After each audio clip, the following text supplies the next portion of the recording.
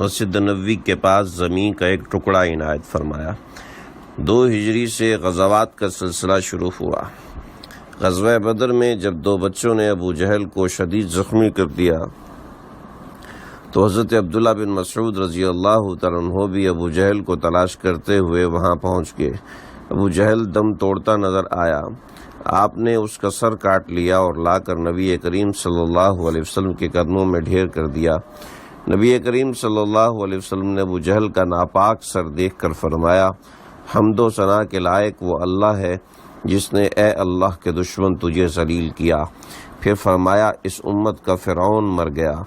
غزوہ بدر کے بعد حضرت عبداللہ بن مسعود نے نہایت جوش اور جوانمردی کے ساتھ احد، خندق، خیبر کی لڑائیوں میں حصہ لیا۔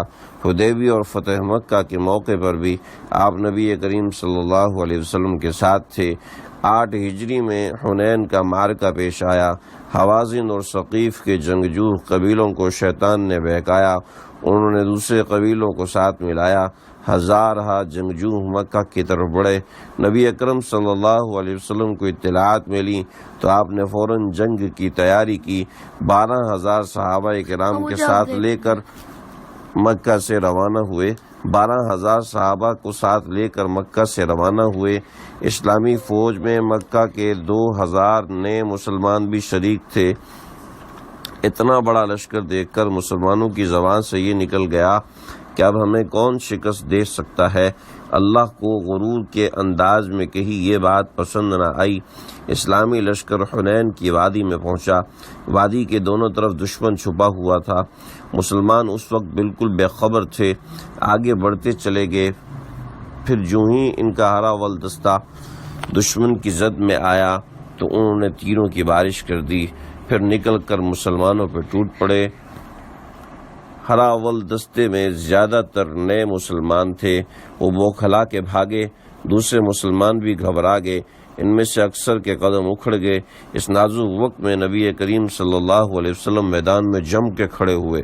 صحابہ کی ایک مختصر سی جماعت آپ صلی اللہ علیہ وسلم کے گرد جانثاری کے جوہر دکھا رہی تھی۔ ان میں حضرت ابوبکر، حضرت عمر، حضرت علی، حضرت عباس، حضرت عبداللہ بن مسعود بھی شامل تھے۔ ایسے میں آپ صلی اللہ علیہ وسلم نے فرمایا، عبداللہ مجھے ایک مٹھی خاک دو۔ انہوں نے فوراً حکم کی تعمیل کی۔ آپ صلی اللہ علیہ وسلم نے یہ خاک مشرکین کی طرف پھینکی تو اللہ نے ان کی آنکھیں غبار آلود کر دیں۔ ساتھ ہی تمام مسلمان پلٹ پڑے اور کفار پر زبردست حملہ کیا۔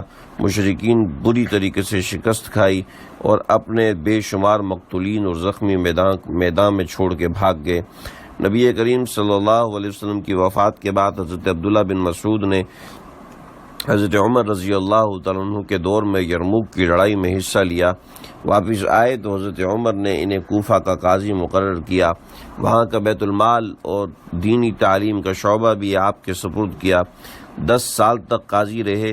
حضرت عثمان کے زمانے میں اس عہدے سے فارغ ہوئے۔ حج کے لیے قافلے کے ساتھ روانہ ہوئے۔ راستے میں ایک مقام ربضہ سے گزرے۔ وہاں ایک خاتون بیٹھی نظر آئیں۔ اس نے ان مسلمانوں کو پکارا۔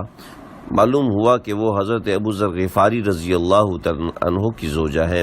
حضرت ابو ذر غفاری رضی اللہ تعالیٰ عنہ کا آخری وقت تھا۔ وہ اس جگہ تنہا رہتے تھے۔ سب فوراً ان کے پاس پہنچے۔